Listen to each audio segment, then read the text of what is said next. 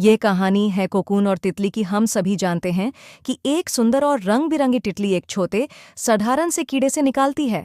ये कहानी एक ऐसी तितली की है जो कभी अपनी जिंदगी एक सामान्य तितली की तरह नहीं जी पाई। एक दिन एक आदमी को एक कोकून रेशम खोल दिखाई दिया। उसे तितलियों से बहुत प्यार था और उनकी रंग बिरंगी सुंदरता उसे बहुत आकर्षित करती थी। वह घंटों तितलियों को देखने में बिता देता था। उसे यह भी पता था कि एक बदसूरत कैटरपिलर सूंडी से सुंदर तितली बनने के लिए तितली को कितनी कठिनाइयों से गुजरना पड़ता है। उसने देखा कि कोकून में एक छोटा सा छेद बन चुका था, यानी तितली बाहर निकलने की कोशिश कर रही थी। उसने सोचा कि वह तितली के बाहर आने की पूरी प्रक्रिया को देखेगा। वह तितली के संघर्ष को घंटों तक देखता रहा। तितली लगातार उस छोटे से छेद से बाहर आने की कोशिश कर रही थी, लेकिन कई घंटों की मेहनत के बाद भी वह सफल नहीं हो सकी। ऐसा लग रहा था कि तितली ने अपनी पूरी ताकत लगा दी थी और अब उसमें और कोशिश करने की शक्ति नहीं बची थी। आदमी, जो तितलियों से बहुत प्यार करता था, ने उसकी मदद करने का फैसला किया।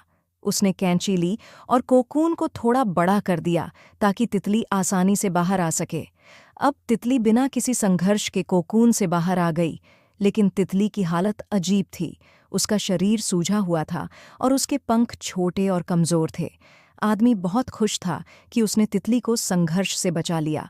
वह बेसब्री से इंतजार करने लगा कि तितली अपने पंख फैलाएगी और उड़ान भरेगी, लेकिन समय बीतता गया।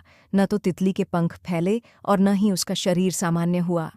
दरअसल आदमी को यह नहीं पता था कि तितली के संघर्ष करने से उसके शरीर में मौजूद तरल उसके पंखों में पहुंचता है, जिससे पंख मजबूत और बड़े होते हैं और शरीर हल्का हो जाता है। लेकिन क्योंकि उसने तितली की मदद कर दी, वह संघर्ष से वंचित रह गई और उड़ने के योग्य नहीं बन पाई।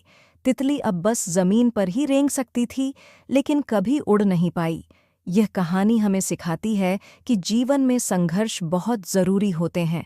अगर हम बिना मेहनत और कठिनाइयों के ही आगे बढ़ना चाहेंगे, तो कभी भी अपनी असली क्षमता तक नहीं पहुंच पाएंगे। संघर्ष ही हमें मजबूत बनाते हैं और हमें उड़ने की ताकत देते हैं। Thanks for watching and subscribe my channel.